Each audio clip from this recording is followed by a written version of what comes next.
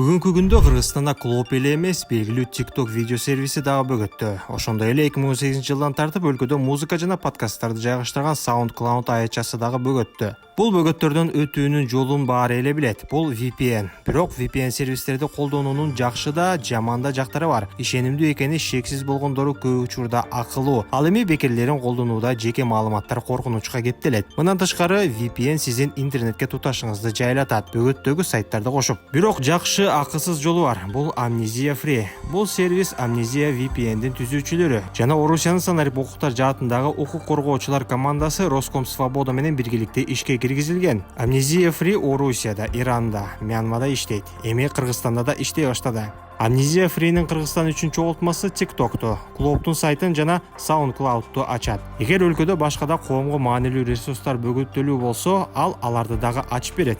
Amnesia Free'нин башка VPN сервистерге караганда жакшы жактары: бул акысыз, бул ылдамдык. Бөгөттөө эмес сайттардын трафиги VPN кардар аркылуу өтпөйт. Ошол себептүү, мисалы YouTube'ту сиз көнгөн эле ылдамдыкта көрө аласыз. Бул этикага туура келет. Сервис чындап эле зыяндуу сайттардын бөгөтүнөн өтүүгө жол бербейт. Бул ишенимдүү. Amnesia VPN'дин протоколу аны бөгөттөө кыйынга тургандай кылып жазылган.